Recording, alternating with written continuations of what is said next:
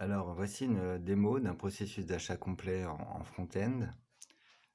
Donc là, on est sur une installation sur mon dev parce que avec Amazon, on peut actuellement pas encore envoyer de mail et j'ai besoin de tester cette fonction. Donc, on est dans une fenêtre de navigation privée et j'ai pris soin aussi de me connecter à l'adresse mail que je vais utiliser pour créer le compte, pour perdre moins de temps. Donc là, on n'est pas connecté, on voit parce que quand on va sur My Account, on voit qu'il demande un login password. Donc sur la page register, c'est très succinct pour l'instant. C'est juste un numéro de téléphone parce que ça, c'est un champ qui est déjà présent dans WooCommerce et qu'il faut qu'on utilise. Donc voilà, ça c'est un mail dont je possède l'accès. Donc là, c'est la création du compte. C'est là qu'on aura les 14 champs. Donc là, on nous dit, vous avez reçu un mail. On va voir dans les mails.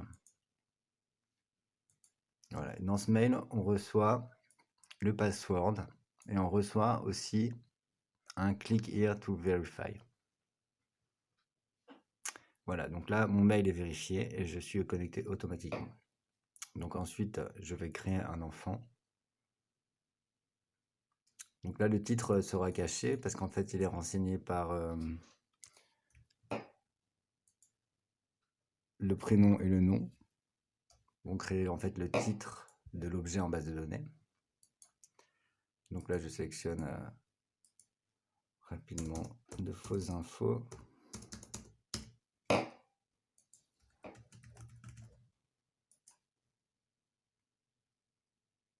Voilà, là j'ai créé un enfant et donc je peux aller acheter une activité.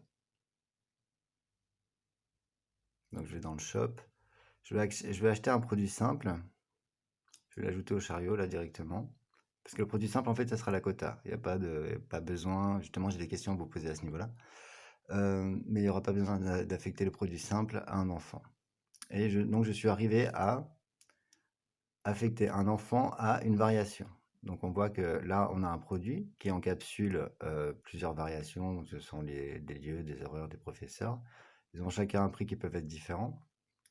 Et donc, en achetant une ou plusieurs variations, d'ailleurs, je ne sais pas si ça sera utile de quantité ici. Je peux affecter des enfants, enfin un enfant en l'occurrence, à ma variation. Donc, on voit que là, alors, voilà, donc on voit que le produit simple n'a pas d'enfant ID. Ça, il faudra qu'on en parle. Et on voit que les activités ont bien le enfant ID.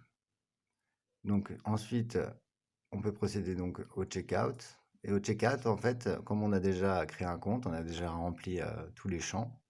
Donc les champs qui seront déjà remplis seront cachés et on aura juste la possibilité de laisser une note sur l'achat. Voilà. Donc on commande. Voilà, tout s'est bien passé.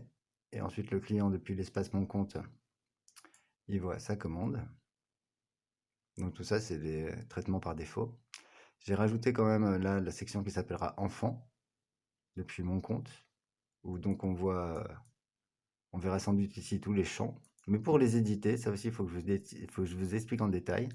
C'est qu'en fait, ça va se passer sur une autre URL, l'édition. Je peux pas vraiment faire autrement à moins qu'on choisisse une autre technologie. Donc voilà, là on voit qu'on a la possibilité d'éditer l'enfant. Bon, la page est moche et tout, mais j'ai des retouches à faire, mais on voit que ça fonctionne. Donc voilà pour l'espace mon compte. Et je crois que ce sera tout. Ah oui, alors pour les exports, il faut que je vous parle tout de suite de ces possibilités qu'on a en front-end. Donc il y a un export déjà pour Christine au niveau des commandes et un export pour les activités pour Charlotte. Donc dans les commandes, on a un peu plus de données maintenant. Et donc voilà, on voit qu'en front-end, on peut faire des exports Excel. Donc voilà, il faudra qu'on parle un peu de tout ça. Parce qu'après, j'ai tout le back-end à vous montrer, mais je crois que pour aujourd'hui, c'est déjà pas mal.